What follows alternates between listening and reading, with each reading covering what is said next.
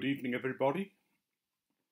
I'm smoking my Vaughan Friddo pipe, and in it I've got some St Bruno flake. This week's been a very, very good week on all sorts of for all sorts of reasons.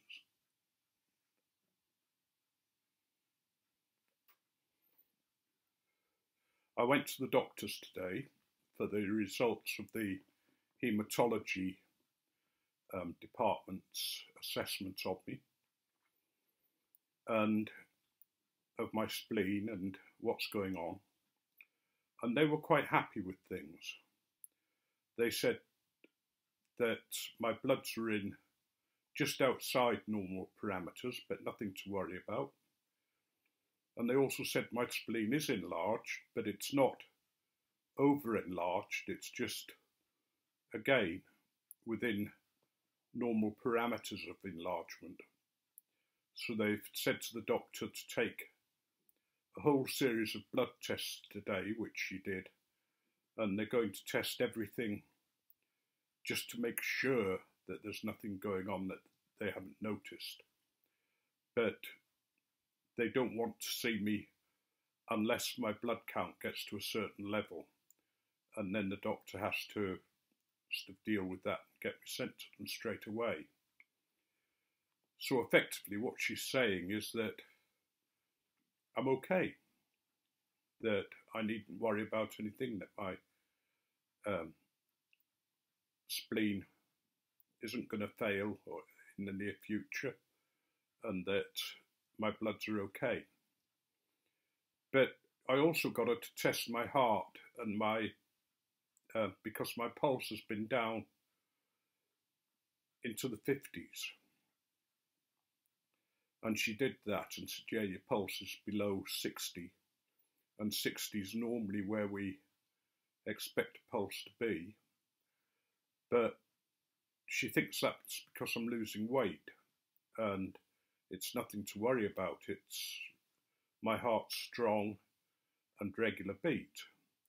So the doctor's visit was very, very good. I feel a lot happier about that, a lot more confident about things.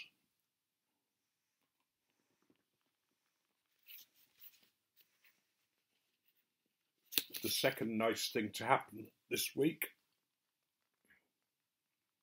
is I've made my 3 stone. So I've lost 3 stone in the short time I've been dieting, which is about 3 months, just under 3 months.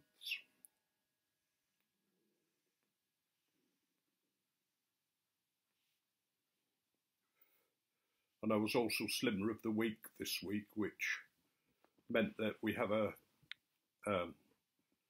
basket full of goodies that the Slimmer of the Week gets. I've been Slimmer of the Week quite often recently. So again, I'm quite happy about that. That's turned out well. And the other thing that happened was on Tuesday last night, I went to yoga for the first time, to the Yoga for Men course. And I got on far better than I thought I would. It was hard work. I'd sort of expected it to be sort of not quite so hard, in that halfway through I was dripping with sweat and trying to hold some of the poses. But they said that for a beginner and of my age, I did far better than they were expecting. Some of the more difficult moves I could manage. So I'm really pleased about that. I'm looking forward to going again sort of next week. And I hope to eventually get 2 meetings a week if they have another one that I can go to.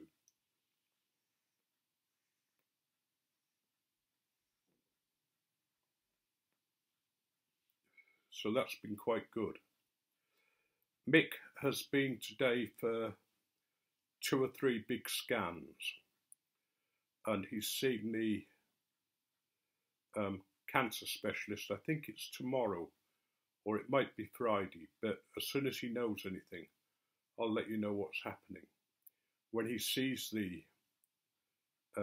specialist, they're going to decide what they're going to do, whether they're going to do chemotherapy or not, and how things are going. So I might have some news for you then. I mean, it certainly won't be good news in the sense that his cancer is terminal and he's getting very tired, and he realised that he's not going to be able to ride his motorbike again. It was written off during the accident, and they've given him money for a new one and said he could keep the old bike. So he took it up to a friend's on the back of a trailer, and when he got there, he tried to take the bike off, and he couldn't even lift it, couldn't stand up with it. It was just far too heavy for him. He just couldn't manage it at all, and he's realised that he'll never ride a bike again. You know, he's just too weak, which I think he found very, very difficult and very upsetting. Excuse me while I just light this. Again, I talk too much.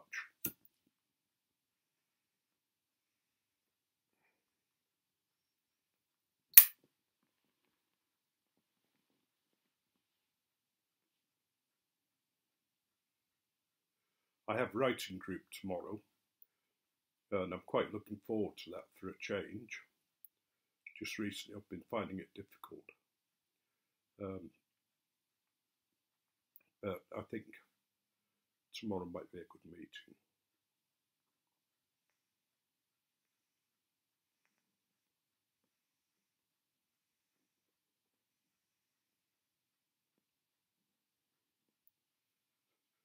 I've been thinking a lot recently about what motivates us in life, what's important to us. During yoga, we were told a story about a Mexican fisherman, and he finished his fishing just before lunch, brought his boat in, got the fish that he wanted for his own use and sold the rest, and was about to go home, and there was an American businessman there who stopped him and said, what are you doing? You know, and he said, well, I'm going home now to have lunch with my family, and then this afternoon I'll play with the children, and then this evening I'll go and play guitar and have a few drinks with some friends down in the taverna.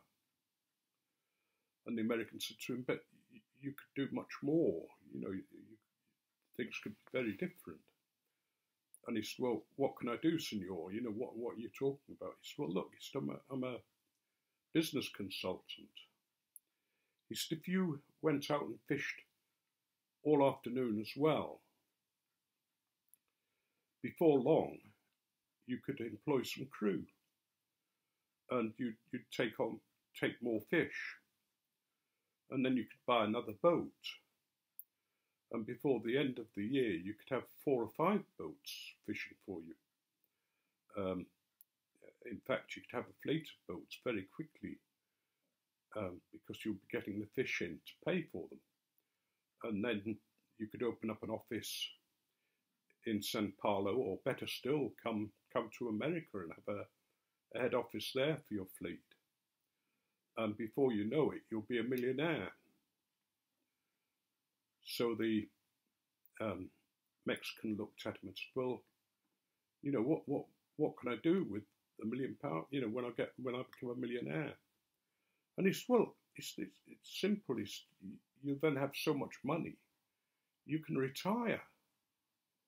So I said, but what would I do when I retire? And he said, well, for example, you could buy yourself a high-powered boat and go out game fishing. You could still do your fishing. You could go out game fishing in the morning. You could come home and have lunch with your wife and your family, spend more time with the children in the afternoon, and go with your friends.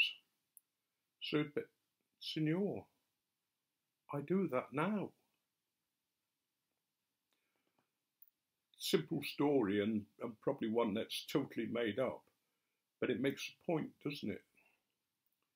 You know, the man had worked out his lifestyle and what he wanted to do.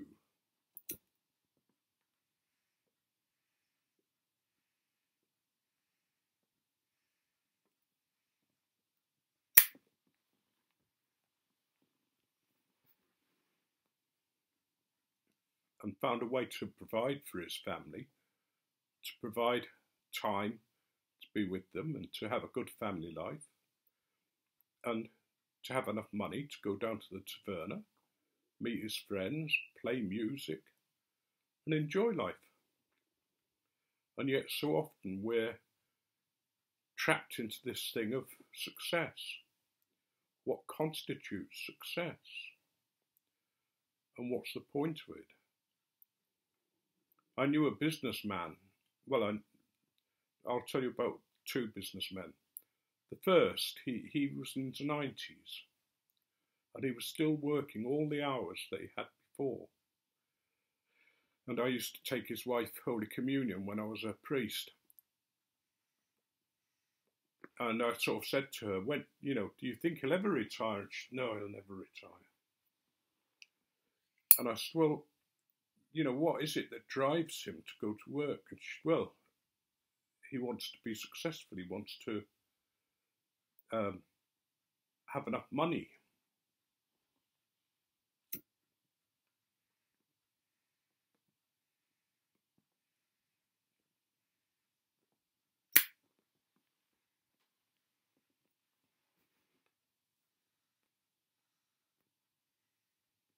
And I thought, well, how long does he intend to live?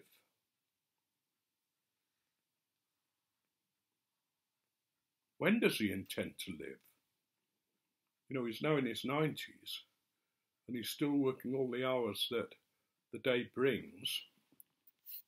When is he going to enjoy life? Because he was working hard. The other man was a millionaire. He had a very, very successful business. And when I met him, he worked in a dry cleaners and a clothing cleaners, and he worked on a pressing machine. He'd come in at the beginning of the day and just pressing clothes. He'd given away a lot of his money, and I said to him, "Well, why did you do it?" And he said, "Well, I wasn't happy." He still had all that money, he still had a big business, he still had everything he could want, and it wasn't enough. So I said, "What do you get out of pressing clothes? Do you enjoy it?" And he said, "It's not the pressing clothes that's the important thing." And what was important to him was, while he was pressing the clothes, people would come in and they just started talking to him. And he listened and gave them advice, or just chatted with them, gave them time, and got to know so many people. And that was important to him, that he made all these friends, and that he was able to help some people, that he was able to give them time and just be with them. I wonder in our own lives whether we get the balance right. What are we doing? Do we work to live or live to work? I'm certain of one thing. When it comes time for people to die, and I've been with a lot of people who are dying, no one ever said to me, You know, I wish I'd have spent more time at the office. They've all said, I wish I'd have spent more time at home. I wish I'd have got to know my children. I wish I'd have done what I really wanted to do. What I wanted to do when I left school, but Dad thought I'd be better in the business and I couldn't do it. You know, life's for living. Life's for enjoyment. Life's for pleasure. Not for excess, but to enjoy. And if we don't enjoy life, then it's too short. The days pass quickly, the years even quicker, and before we know it, we've come to retirement, or maybe ill health. And by the time we want to enjoy life, maybe, it's too late. I think I'd rather be like the Mexican. But senor, I do that now. Anyway, I'll talk to you again later.